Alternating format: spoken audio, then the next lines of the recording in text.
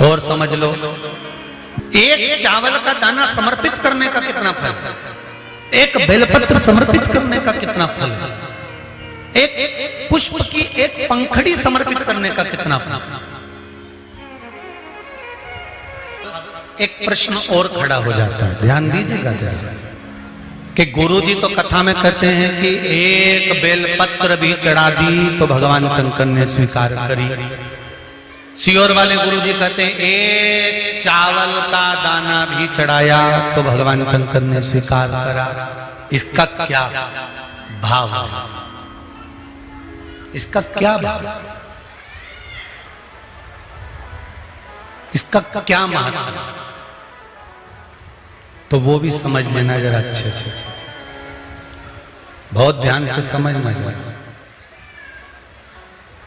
बाती शंकर जी के मंदिर के बाहर लगाइए। कहाँ लगाइए? मंदिर के बाहर। कपड़े दान करे मंदिर के बाहर। पंडित जी जब मंत्र बोलते हैं तो कहते हैं एक बेलपत्रम, एक बेलपत्र मात्र, एक चावल का दाना। सियोर वाला महाराज भी कहता है कि एक चावल का दाना शंकर भगवान को समर्पित कर दो, एक बेलपत्र समर्पित कर दो, एक लोटा जल समर्पित कर दो, एक फूल की मात्र एक पंखड़ी भी चलाई तो भगवान शंकर इसको स्वीकार करेंगे। इसका महत्व क्या है?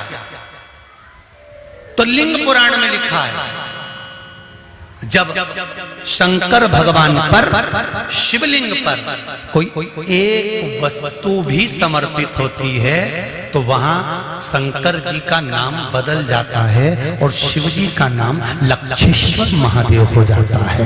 कौन से महादेव हो जाते हैं? लक्षेश्वर।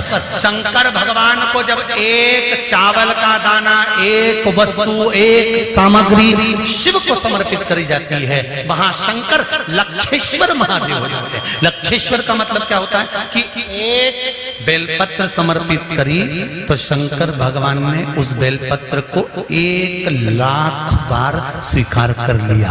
एक चावल के दाने को 1,00,000 बार स्वीकार कर लिया। शंकर भगवान लक्षेश्वर महादेव बन गए।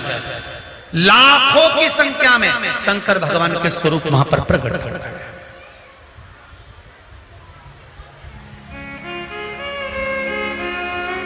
आप में से कितने लोग हैं जो क्षिप्रा नहाए थे?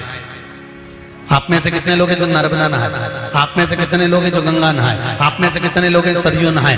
कहीं ना कहीं किसी पवित्र नदी में आप लोगों ने स्नान जरूर करा होगा। बोलो करा कि नहीं करा? जितने लोग कथा सुन रहे हैं उनने भी करा होगा, जितने फेसबुक पर सुन रहे हैं उनने भी करा होगा। किसी ना किसी पवित्र नदी में आपने, हमने, सबने स्नान करा होगा। अब स्नान तो हम कर लिए, उस गंगा नदी में हम नहाए तो गंगा नदी में हमने स्नान करा और स्नान कर कर बाहर निकले तो हमको 1,25,00,000 बार स्नान का पुण्य मिल जाए। उसके लिए क्या करना पड़ेगा? एक डुबकी लगाए हो महाराज और कह रहे हो कि 1,25,00,000 डुबकी का फल चाहिए, तो क्या करोगे?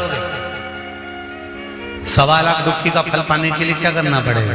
केवल एक काम, जिस पवित्र नदी का स्नान कर रहे हो उस पवित्र नदी की बालू का, बालू मतलब रेत का, बालू का शिवलिंग का निर्माण करना, उसका पूजन करना, पूजन कर कर जो बत्ती जोड़कर 108 बत्ती बनाई है, पूजन कर कर एक दिए में वो बत्ती, उस जो बालू का शिवलिंग बनाया है, पार्थिव शिवलिंग का निर्माण करा है, जो तुमने किसी गंगा, सरयू, नर्मदा, क्षिप्रा, मंदाकिनी, नर्मदा आदि पवित्र नदियों के तट पर स्नान करते समय तुमने जो शिवलिंग बनाकर पूजन करा है, उसके सामने वो बाती को जला देना, उसी से आरती उतार लेना, वो बाती वहां लगाकर छोड़ देना और छोड़ने के बाद उस शिवलिंग का फिर विसर्जन कर देना।